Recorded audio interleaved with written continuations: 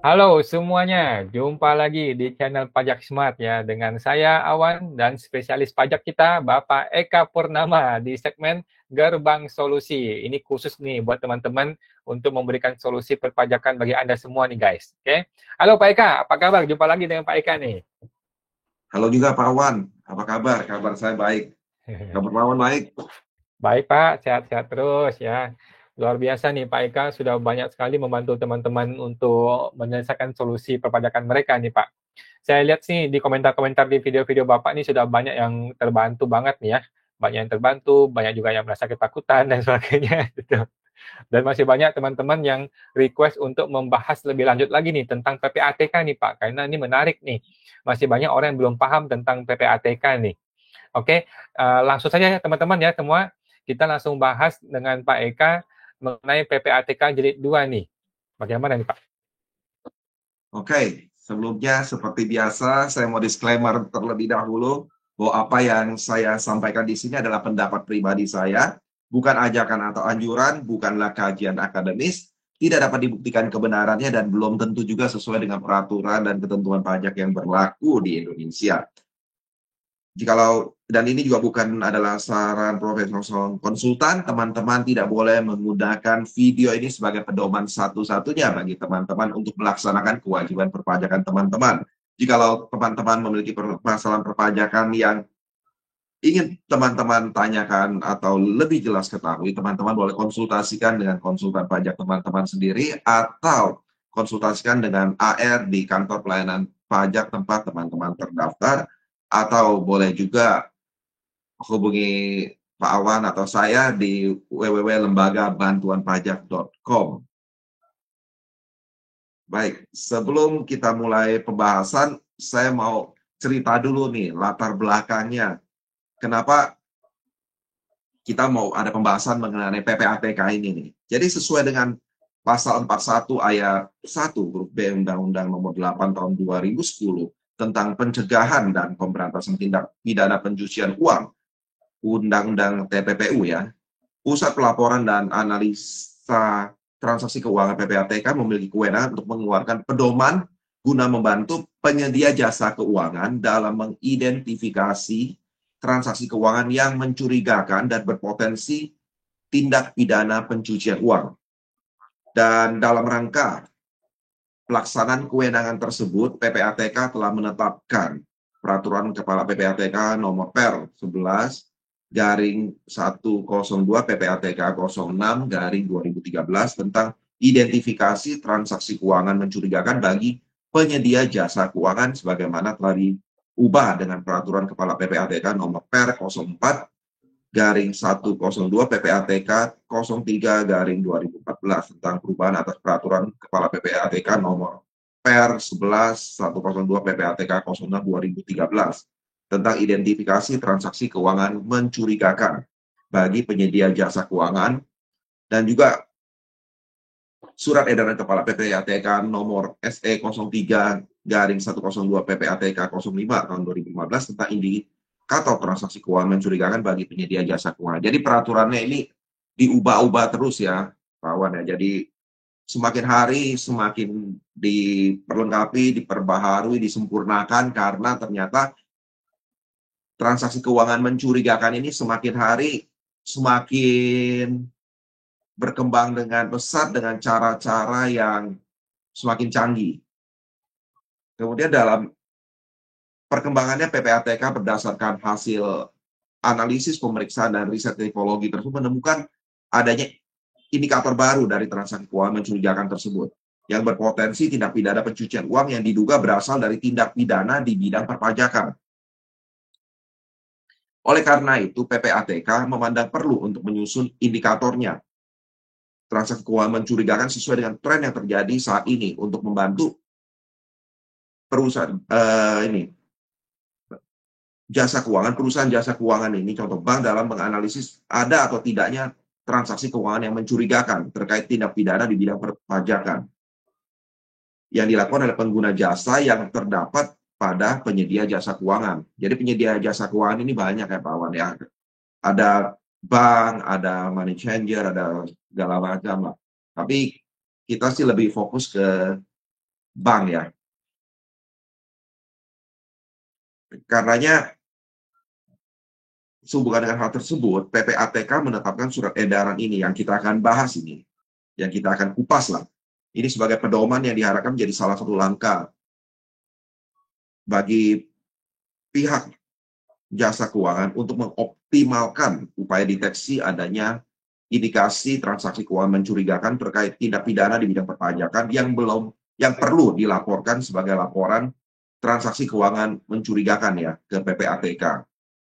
Gitu, Pak Wan. Jadi itu latar belakangnya. Jadi perkembangan yang semakin hari semakin canggih, ada jenis-jenis indikator baru dalam transaksi keuangan mencurigakan sehingga perlu penyempurnaan atas aturan-aturan bagi PPATK untuk mendeteksi adanya transaksi keuangan mencurigakan ini. Begitu, Pak Wan.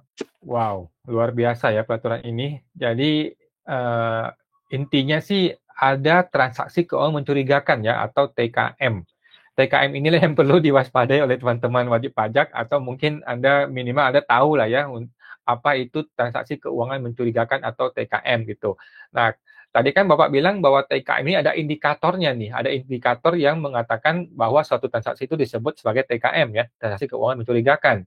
Nah, sekarang bagaimana indikator TKM ini terkait dengan yang disebut tindak pidana di bidang perpajakan, Pak? Jadi ya kita singkat saja dengan TKM ya. Jadi TKM ini adalah sesuatu transaksi yang menyimpang dari profil, karakteristik, atau kebiasaan pola transaksi pengguna jasa yang bersangkutan.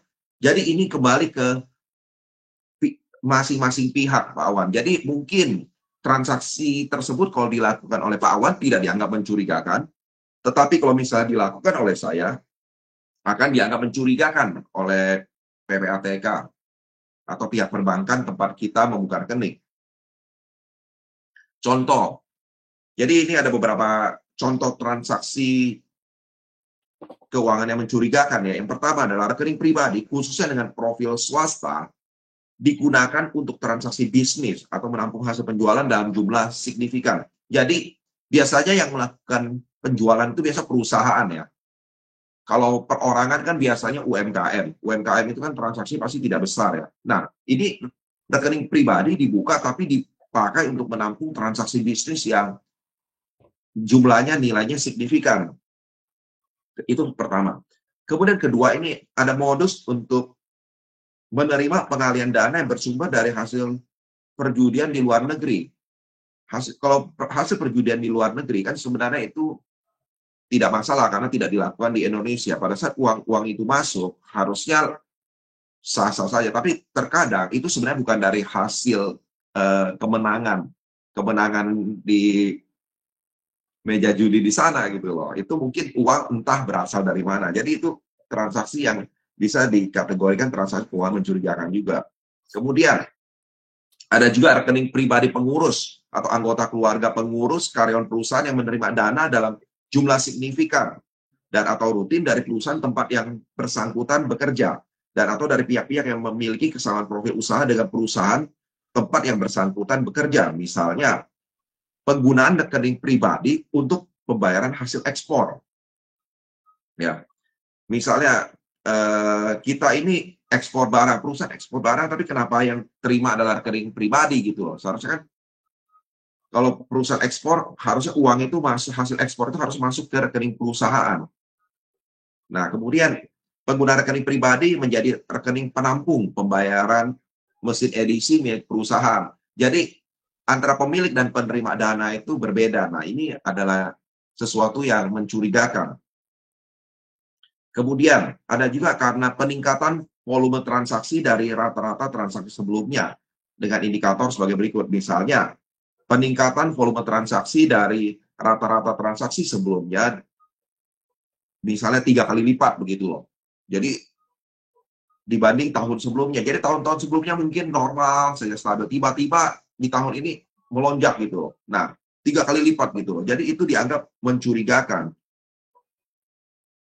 Kemudian peningkatan nilai transaksi lebih dari 3 kali lipat dari transaksi sebelumnya ini juga selain uang masuk secara transfer, bisa juga karena setoran tunai nih ke rekening pihak yang melakukan transaksi keuangan, di mana biasanya transaksi tersebut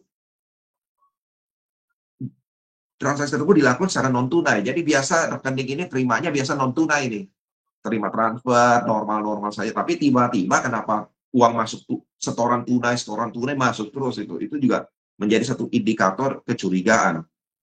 Nah, kemudian kalau kita lihat selanjutnya itu ada juga misalnya transaksi keuangan yang dilakukan jauh melebihi kemampuan bertransaksi atau bisnis atau indikator lainnya yang dinyatakan dalam formulir pembukaan rekening. Contoh, misalnya kita kan biasa waktu kita buka rekening di bank, Pak Wan, kita kan sering ditanya tuh, penghasilan kita berapa, rekening ini tujuannya dibuka untuk apa. Kalau misalnya untuk bisnis, berapa mutasi atau transaksi bisnis yang akan masuk ke rekening kita tersebut. Nah, kalau misalnya, contoh, waktu membuka rekening kita nyatakan bahwa kita mungkin mutasi kita setiap bulan itu 100 juta misalnya. Tapi tiba-tiba sesudah kita buka ternyata saat ada uang masuk tidak 100 juta, misalnya sekali masuk 1 miliar, nanti masuk lagi berapa miliar gitu. Jadi berbeda dengan formulir isian kita di awal waktu kita buka rekening gitu. Jadi tidak sesuai lah dengan data-data kita pada saat kita awal buka rekening. Kemudian transaksi keuangan tidak konsisten dengan profil pemilik rekening. Misalnya, rekeningnya individu bertransaksi dengan rekening perusahaan dalam frekuensi tinggi. Contoh, rekening yang dimiliki ibu rumah tangga atau rekening yang dimiliki oleh pelajar mahasiswa. Tapi dia kok terima uang terus dari perusahaan gitu loh. Seolah ada penjualan dengan perusahaan tersebut. Terus frekuensinya tinggi, sering gitu loh. Nah, itu juga termasuk transaksi keuangan yang mencurigakan. Kemudian, ada juga transaksi keuangan terkait instruksi pembayaran dengan mutasi transaksi keuangan yang melibatkan banyak pihak ya. Layering-nya banyak ini.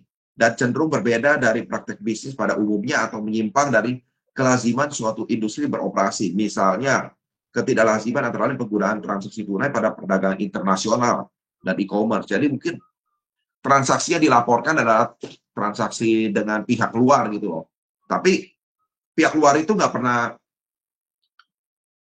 transfer uang masuk, tidak pernah pakai LC atau tidak pernah TT, tapi tiba-tiba ada setoran tunai untuk melunasi transaksi tersebut. Itu kan mencurigakan. Kemudian, ada juga transaksi pembayaran remunerasi dalam jumlah signifikan dan biasanya dibayarkan untuk jenis layanan tertentu.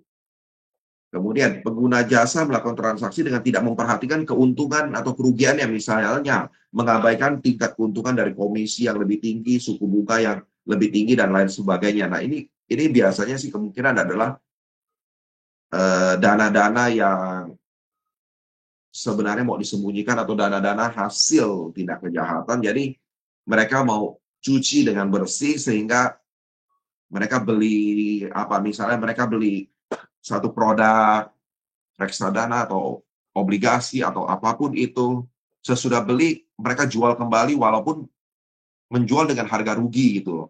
Nah, ini kan mencurigakan gitu loh, kok beli sesuatu tapi mau jual dengan harga rugi gitu. Nah, kemudian transaksi keuangan dalam jumlah signifikan dilakukan pada rekening yang baru dibuka 6 bulan sebelumnya. Ya, rekening ini baru dibuka tapi tiba-tiba transaksinya langsung signifikan nih. Biasanya itu akan dicurigai. Apalagi nanti belum sampai akhir tahun ditutup lagi kan, berarti lebih mencurigakan.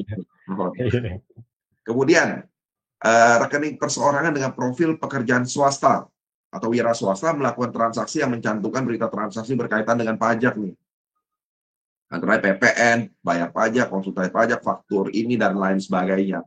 Jadi kan biasanya yang jadi PKP itu atau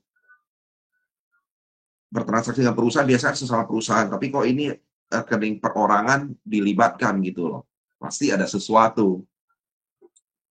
Apa ada planning, ada rencana untuk penghindaran pajak atau bagaimana. Kemudian rekening perorangan dengan profil swasta, misalnya profil direktur, pemilik perusahaan atau pegawai swasta melakukan transaksi yang diantaranya mencantumkan berita transaksi yang diduga terkait dengan operasional atau bisnis perusahaan, antara operasional, pembayaran faktur, supplier, dan lain sebagainya. Kan sering ini. Contoh, ada kita debit rekening dari rekening, ada orang yang rekening pribadinya dia debit, tapi untuk pembayaran hutang pembelian misalnya faktur nomor sekian kepada PT ini, gitu. Jadi, seolah-olah ada hal yang tidak lazim, kan harusnya kalau yang beli adalah PT ini, yang bayar PT ini ke PT penjual. Nah, ini tidak, ini memakai rekening orang lain, direkturnya, atau karyawannya, atau orang-orang lain. Nah, ini termasuk transaksi yang mencurigakan menurut PPATK dan menurut pajak. Kemudian terdapat transaksi rutin dengan pihak yang memiliki profil usaha serupa dengan wajib pajak. Misalnya sama-sama bergerak di bidang yang sama, tapi sering sekali uangnya ini mengalir dari sini ke sana ke sini. Bolak-balik saja gitu loh. Nah, ini juga dicurigai. Kemudian, terdapat transaksi atau setoran awal rekening perusahaan melebihi modal di store yang tercantum dalam akta notaris pendirian perusahaan. Nah, ini ada maksud apa begitu loh. Misalnya kalau modal dicantumkan 1 miliar ya, setoran 1 miliar. Kenapa tiba-tiba ini setorannya melebihi 1 miliar? Pasti ada sesuatu gitu. Nah, kemudian nilai jaminan atas kredit yang diajukan jauh melebihi modal yang disetor yang tercantum dalam akte notaris pendirian perusahaan. Jadi di akte mungkin modal perusahaan 1 miliar, tapi waktu kita ajukan kredit perusahaan bisa kasih jaminan yang jauh di atas itu. Nah, ini kan berarti ada sesuatu gitu loh. Kenapa asetnya ada, ajukan pinjaman, terus kenapa nilainya jauh di atas modal perusahaan tersebut. Kemudian, pembayaran dividen lebih dari 1 kali dalam periode yang sama. Apa maksudnya ini? Jadi transaksi yang tidak lazim lah. Kemudian, penggunaan bisnis usaha yang menggunakan intensif transaksi tunai. Jadi, bisnisnya ini, rekeningnya ini semua setoran tunai nih. Setoran tunai. Jadi rekeningnya kalau dicek, nggak pernah terima transfer dari pihak manapun. Pihak manapun kalau bertransaksi di perusahaan ini pasti setoran tunai semua. Jadi rekeningnya mungkin ramai dengan setoran tunai semua. Nah, ini juga dicurigai, pasti ada sesuatu yang disembunyikan. Nah, kemudian adanya transaksi yang signifikan dengan pihak terafiliasi. Transaksi seperti ini kan bisa diduga merupakan modus transfer pricing ya untuk mengecilkan beban pajak di salah satu perusahaan afiliasi. Nah, mungkin untuk memindahkan nih dari perusahaan yang ada keuntungan mendapat memberikan pekerjaan, memberikan jasa kepada perusahaan yang rugi atau bagaimana lah. Jadi seolah-olah ada pergeseran profit dari satu perusahaan menjadi profit di tempat-tempat lain, padahal tempat lain itu SPT-nya mungkin laporan keuangannya rugi kan, kalau dia terima ada keuntungan dari perusahaan lain yang masih satu afiliasi, satu anak perusahaan, dia kan pasti keuntungan di perusahaan yang untung ini akan berkurang, dengan demikian pajak akan bisa dihemat di sana gitu. Nah, ini yang akan dicurigai juga. Kemudian transaksi yang berbeda jauh dengan periode sebelumnya yang berpotensi adanya biaya fiktif. Jadi ada peningkatan biaya segala macam yang tidak konsisten dengan periode sebelumnya. Kemudian perusahaan ada di dalam kawasan berikat, tapi banyak melakukan transaksi penjualan atau menerima dana dengan pihak dalam negeri. Maksudnya apa gitu loh? Kan biasa perusahaan kalau ada di kawasan berikat, kenapa? Karena dia mau tujuan ekspor atau bagaimana kan. Tapi kenapa ini justru transaksinya banyak dengan lokal ini, pihak lokal? Apa maksudnya? Tapi kalau memang kenyataannya benar ya tidak masalah. Tapi ini masuk dalam salah satu indikator kecurigaan. Kemudian perusahaan orang pribadi menerima dana dalam jumlah signifikan tanpa ada underlying transaction yang jelas dari luar negeri, ya kan? Terima dana tapi nggak tahu nih dananya untuk apa, tidak ada berita yang jelas, underlying-nya nggak jelas. Hal ini kan bisa berpotensi wajib pajak tidak bayar PPh, gitu. Kemudian perusahaan menjual barang ekspor, namun dalam rekeningnya tidak pernah atau jarang menerima pembayaran dari luar negeri nih. Kan aneh kan? Jadi perusahaan ekspor terus, dananya nggak pernah masuk ke rekening perusahaan dalam negeri nih. Mungkin kan berarti dia bisa mampir ke rekening di luar negeri atau mampir kemana begitu kan dananya. Kemudian juga pengguna jasa melakukan transaksi keuangan yang cukup signifikan di luar informasi yang disampaikan dalam profil pembukaan rekening ya. Apalagi pada saat pembukaan rekening tanpa disertai informasi mengenai nomor pokok wajib pajak NPWP yang bersangkutan, ya kan? Orang nggak punya NPWP, transaksinya besar, pasti dicurigai gitu loh. Karena kan kalau orang yang punya penghasilan besar harusnya sudah ber-NPWP, harusnya sudah membayar pajak begitu. Kemudian transaksi U-turn ya, transaksi yang putar-putar aja dengan pihak yang sama atau dengan pihak terafiliasi di luar negeri, terutama dengan negara yang memiliki tingkat pajak lebih rendah dari Indonesia. Sebagaimana kalau terdapat dalam daftar corporate tax haven ya, indeks, dan transaksi ini dilakukan secara berulang-ulang. Jadi ini ada transaksi ini dengan negara-negara yang ya tax haven lah. Jadi mungkin dengan British Virgin Islands segala macam. Nah, ini kan transaksi-transaksi yang bolak-balik ini aneh gitu. Nah, ini salah satu yang akan dicurigai. Kemudian penerbitan obligasi di mana pembelinya adalah perusahaan terafiliasi yang terdaftar di tax haven country. Nah, ini juga bisa dicurigai. Kemudian, pengguna jasa membeli kendaraan yang masuk dalam kategori barang sangat mewah atau barang dengan nilai satuan kumulatif lebih dari 1 miliar dengan menggunakan nama orang lain. Nah, ini kan pasti ada tujuan yang menghindari PPh, menghindari pajak progresif, dan macam. Kemudian, ada lagi contohnya transaksi keuangan dengan pengguna jasa dengan tujuan transaksi pembelian properti yang jumlahnya lebih tinggi dari akte jual beli. Akte jual belinya 1 miliar nih, tapi kok pembayaran ke rekening banknya lebih dari 1 miliar begitu. Nah, ini juga akan dicurigai. Kan biasa orang suka masukin berita segala macam. Nah, dari sana bisa ketahuan itu. Atau orang yang menerima orang yang sama gitu kan, itu bisa dianalisa juga. Kemudian terdapat pengiriman dana dengan jumlah signifikan dari rekening perusahaan ke pihak ketiga di luar struktur pengurus atau pemilik perusahaan, terutama bila pengiriman dana dilakukan pada saat usaha atau perusahaan ingin melaporkan saldo akhirnya di akhir bulan Desember atau tahun pajak nih, ya kan? Supaya akhir tahun saldonya tidak kelihatan besar, semua dikirim ke pihak lain, tidak tahu kemana, gitu kan. Nah, ini salah satu indikasi yang dicurigai.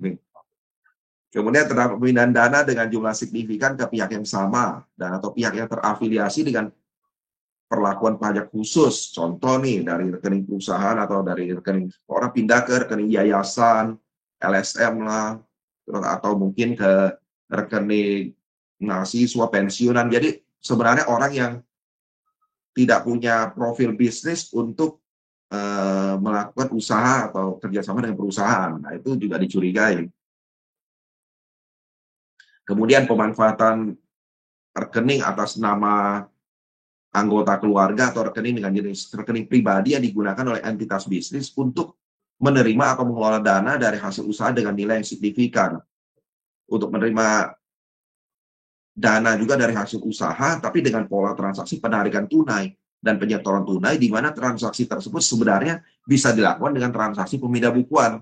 Jadi, transaksi yang sebenarnya lazimnya bisa dilakukan dengan pemindah bukuan, tapi kok dilakukan dengan transaksi tarik setor tunai. Nah, ini juga dicurigai. Begitu, Pak Wan. Jadi, ya seperti begitulah transaksi-transaksi yang bisa dicurigai oleh perpajakan, oleh pihak pajak. Wow, banyak banget Pak. Ini kalau dihitung-hitung tadi ada kali sekitar 30 kali ya. Gila. Banyak banget transaksi mencurigakan. Luar biasa. Ini mungkin kita perlu bahas lagi nih Pak, satu persatu nih Pak, lain waktu ya. Mungkin atau Ya, satu boleh. persatu atau mungkin 5 dulu deh kita ambil, kita kupas satu persatu nih Pak, gimana detailnya itu ya. Ya, boleh, boleh, Dan boleh. mungkin ada tax planning untuk bagaimana gitu, nggak tahu juga ya. Nah, saya kepikiran nih Pak, ada orang-orang berpikir begini, kalau begitu dari yang Bapak sampaikan tadi, gimana kalau saya bikin transaksi itu nominalnya saya atur nih kecil-kecil, saya atur kecil-kecil, nggak besar, tidak tidak terlihat wah, tapi kecil-kecil saya atur gitu, dan saya lakukan ya beberapa kali aja secara rutin gitu. Apakah itu lebih aman gitu? Kalau walaupun kecil-kecil, tapi kalau itu termasuk transaksi yang mencurigakan dengan tujuan untuk menghindari pelaporan transaksi yang bersangkutan, pasti biasanya ketahuan. Walaupun kecil-kecil, sekecil-kecilnya transaksi yang bisa kita lakukan, pasti pihak yang menerimanya, orangnya pasti atau pihaknya pasti itu-itu saja gitu loh. Kita mau Hmm. mau pecah satu transaksi misalnya, transaksi 1 miliar, mau dipecah menjadi 100 atau 1000 transaksi, berapa banyak orang yang bisa dipakai oleh satu pihak gitu loh, kan tidak banyak. Pasti bolak-balik orangnya ke orang-orang itu saja, pasti akan terdeteksi. Nah, kemudian juga kalau transaksinya dalam jumlah kecil tapi sering, kemudian rutin dari rekening perusahaan ke rekening individu yang tercatat sebagai pengurus atau karyawan atau pemegang sahamnya itu saya rasa pasti mudah sekali terdeteksi ya. Apalagi itu pola-polanya sebenarnya bisa bisa dengan pemindah bukuan gitu ya. Bisa dengan pemindah bukuan tapi kok transaksinya justru setoran tunai, kecil-kecil tapi setoran tunai semua kan kan nggak. Misalnya ada orang 1 bulan bisa terima setoran tunai sampai rekeningnya itu mungkin bisa ribuan transaksi atau ratusan transaksi, ribuan lah kalau ratusan transaksi mungkin orang pribadi masih banyak menerima ratusan transaksi, tapi kalau di atas 1000 transaksi pasti mencurigakan ya, menurut saya Oke. begitu, Pak Arman. Wow, kalau gitu agak susah ya celahnya ya. Sekarang gini nih Pak, kalau misalnya ada satu kasus pidana, nah terus rekening saya ini kebetulan tersangkut nih di kasus ini. Padahal saya itu tidak terlibat gitu. Bahkan boleh dibilang saya ini sebenarnya korban dari sebuah tindak pidana tersebut gitu. Nah, anggaplah seperti itu. Nah, apakah rekening saya ini juga bisa dikategorikan sebagai transaksi yang mencurigakan gitu, Pak? Yang pasti rekening Pak Wan pasti dianalisa. Tapi kan selama Pak Wan benar, tidak perlu khawatir kan. Selama benar tidak perlu khawatir. Transaksi misalnya nih transaksi yang dilakukan atau transaksi yang batal dilakukan, tapi misalnya terindikasi dengan tindak pidana tertentu juga pasti akan dianalisa oleh PPATK.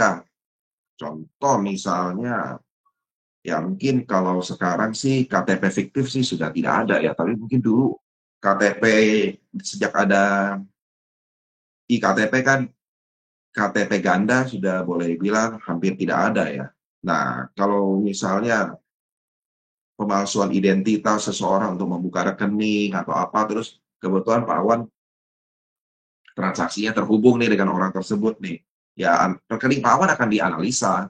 Karena kan pihak PPATK aja kan tidak tahu Pak Awan ini terlibat atau tidak terlibat kan. Yang pasti pada saat kita ada transaksi dengan salah satu pihak ya pihak tersebut bermasalah, kita juga akan ada kecenderungan untuk dicurigai dulu kan. Hmm. Pembuktian kalau akhirnya kita tidak bersalah atau kita tidak bermasalah ya itu belakangan. Tapi pada saat awal pasti kita akan dianalisa, akan diselidiki rekening kita. Kan pasti pihak penegak hukum atau pihak pajak juga akan mencurigai bahwa kita mungkin bagian dari mereka gitu, bagian dari pihak yang melakukan kejahatan tindak pidana tersebut. Terus Hmm. juga apalagi misalnya nih Pak Wan nih ada kenal sama orang super kaya misalnya ada di Panama Papers gitu loh.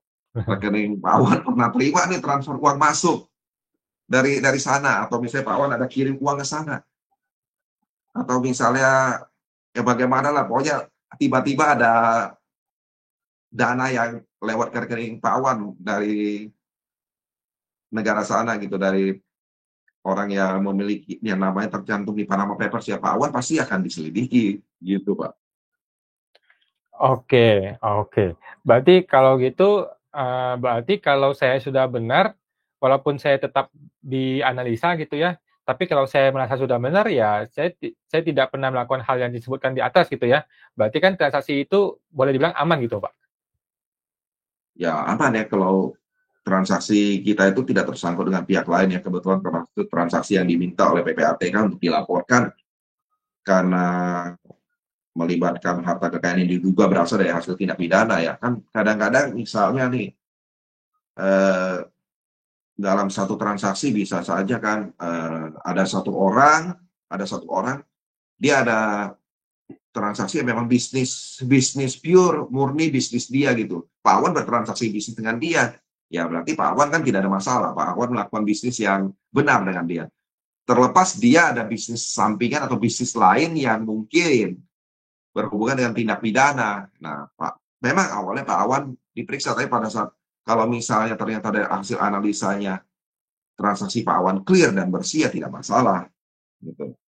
Kemudian juga jadi kadang-kadang kalau misalnya ada rekening seseorang nih, seseorang itu terkena buper, pemeriksaan bukti permulaan, tindak pidana. Pasti kalau Pak Awan, kita tahu lah kalau misalnya ada rekanan bisnis kita yang terkena buper, biasanya orang-orang yang berhubungan dengan rekan bisnis tersebut kan pasti dipanggil gitu, dipanggil untuk dimintai keterangan lah, bukan diselidik ya, bukan disidik, tapi dimintai keterangan kan. Awal-awalnya kan semua pasti jadi saksi kan, saksi.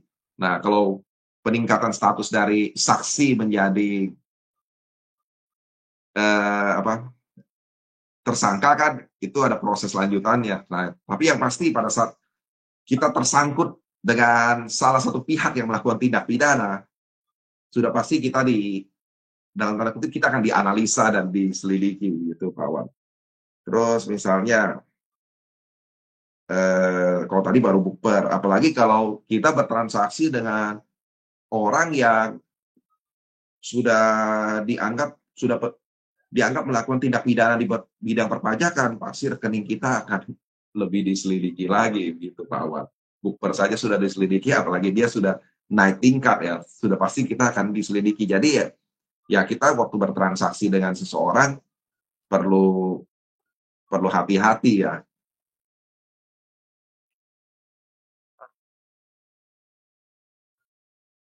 Ya, saya rasa sih hari ini cukup ya Pak Wan ya, karena terlalu banyak juga kita maaf. Nanti orang-orang juga bingung atau gimana. Tapi mungkin nanti kita akan bahas, Pak Wan. Kita akan kupas, misalnya beberapa bagian dengan contoh-contoh lah, mungkin lebih jelas, Pak Wan. Betul Pak, kita tunggu contoh-contohnya nih yang lebih detail, nanti gimana kasusnya. Mungkin kalau ada kasus bisa lebih jelas lagi. Mungkin kita familiar dengan sebuah kasus gitu Pak. Jadi luar biasa ya teman-teman ya, penjelasan Pak Eka hari ini betul-betul lengkap sekali. Mudah-mudahan bisa bikin teman-teman bukannya semakin takut ya, tetapi jadi semakin jujur, semakin sadar, semakin patuh pada peraturan perpajakan gitu teman-teman ya. Oke Pak Eka, kita semua nih ya masih menunggu teman-teman nungguin Pak Eka untuk konten berikutnya nih Pak Eka ya. Mungkin untuk hari ini masih sampai di sini, kedepannya kita tunggu konten berikutnya. Oke, mungkin dari Pak Eka ada tambahan info terakhirnya Pak. Ya, mungkin bagi teman-teman yang mau bertanya secara langsung, saya akan tersedia gratis ya di live Instagram setiap hari Kamis jam 8 sampai jam 9 malam. Silakan follow Instagram saya, cari nama saya Eka Purnama yang keren itu. Ya. Kemudian jika Anda perlu diskusi khusus dengan saya, dengan Pak Awad juga, silakan hubungi langsung ke www.lembagabantuanpajak.com. Saya ada di trainer nomor A04. Oke, luar biasa Pak. Jadi sekarang Pak Eka live Instagram setiap hari Kamis jam 8 malam ya teman-teman. Silakan langsung follow ke Instagramnya Pak Eka Purnama. Oke, itu Pak Eka ya. Kita jumpa lagi ke video-video berikutnya. Sampai jumpa Pak Eka. Mari, see you. Sampai jumpa juga, Pak Wan.